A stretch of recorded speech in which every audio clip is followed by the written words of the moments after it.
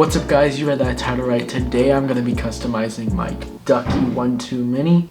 Now, I'm actually in, right now I'm in my college dorm, as you guys can see. So what I can actually do with the board is very limited. And I'm not modding it, I'm just giving a few upgrades because when I bought this, I knew nothing about keyboards and it's stock everything. I'm not going to be changing any switches today because I have to desolder and I don't have anything I need to do that.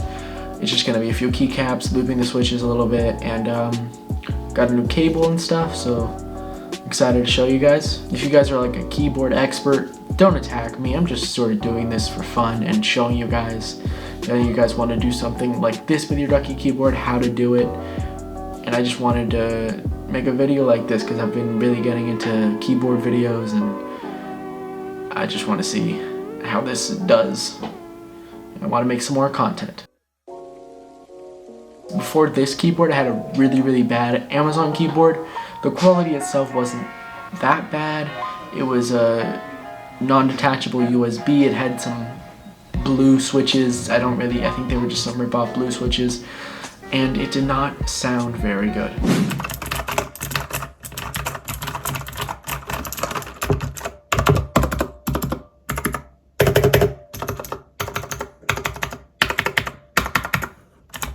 Near the end, when I stopped using it, it started to rattle. You could hear the pinging from the stabilizers. So I thought, you know, it's finally time for me to do an upgrade. When I actually ordered my new computer, that's when I started looking into more of the keyboards. I always wanted a 60% keyboard because I went to my friend's house one day and he had a Ducky Mini. And I loved the way it looked. I loved just the aesthetic of it. And I wanted one ever since that day. And once I knew I was getting a new PC and I knew I needed a new keyboard, I ordered a Ducky. I know it's a very like beginner pick, and if you want to mod it in any way, it's not very good for that. If I could go back and change it, if I get a new keyboard, I'll definitely get a hot swappable keyboard, maybe make my own. But right now, I'm really happy with the keyboard. I love it. I've had a lot of fun with it, and it works for me, so I can't really complain. But you might be asking, why am I customizing it if I like it? Well, basically, the keycaps are getting a little gross, and I just don't really like the way they look anymore, so I wanted to get some new keycaps to sort of freshen up the look. And it'll probably do a little good to clean it a little bit, just get some dust and grime off there because you couldn't see. It's a little gross, you can't really see it. But it's a little gross. There's some dust and stuff in there. So I've actually had this keyboard for a little over a year, about a year I think, and they have Gateron red switches in them because I wanted a quieter switch compared to the you know, rip-off blues I used to have. They sound a lot nicer, but definitely compared to my old one, because this is what the old one sounded like, just to remind you. And then this is what these sound like.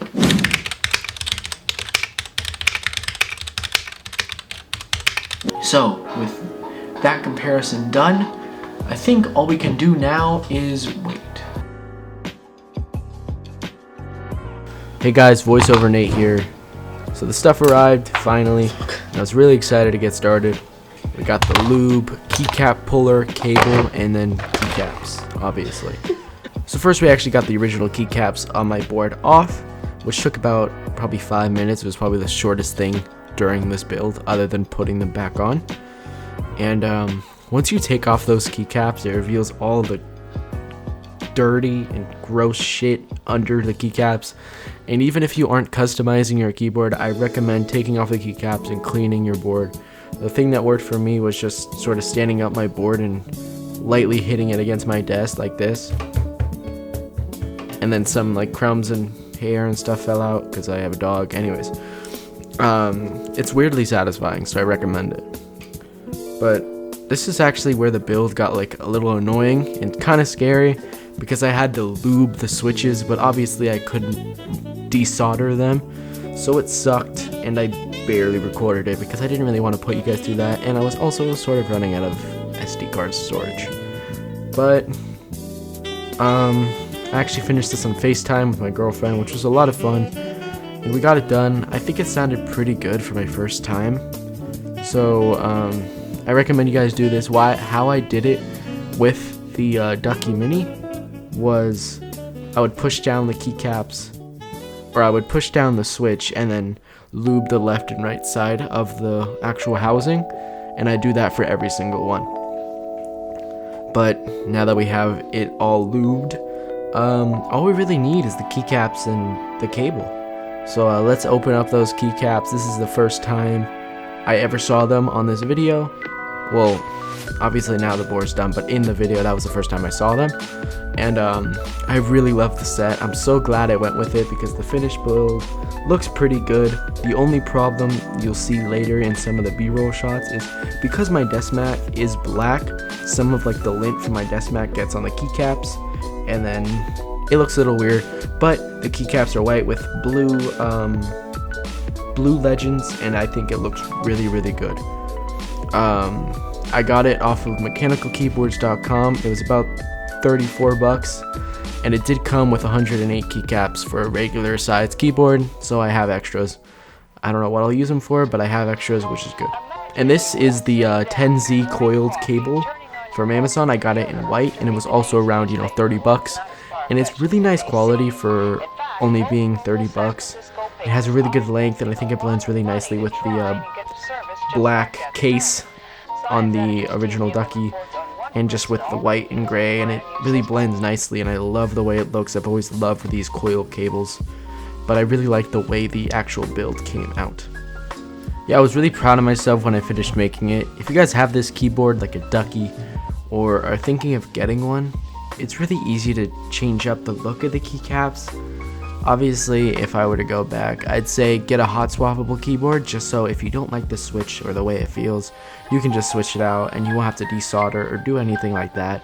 When I ordered this keycap set, it came with 3 very random keycaps. I didn't really end up using any of them, but it was good to have. It was a purple pudding cap, a white pudding cap, and then a black keycap. Maybe I'll use them in a different build, but I think this build will last me actually pretty long because I am really, really happy with how it came out. If you guys don't really know much about keyboards, I recommend watching Taya Types, Hippiotech, Glarsis, a lot of channels like that, Switch and Click. They're all very good videos of like review and what keyboard you actually want to get. But I hope you guys enjoyed this video as much as I enjoyed making it. So with that being said, I'll leave you guys with a sound test, and I'll see you guys later. Peace.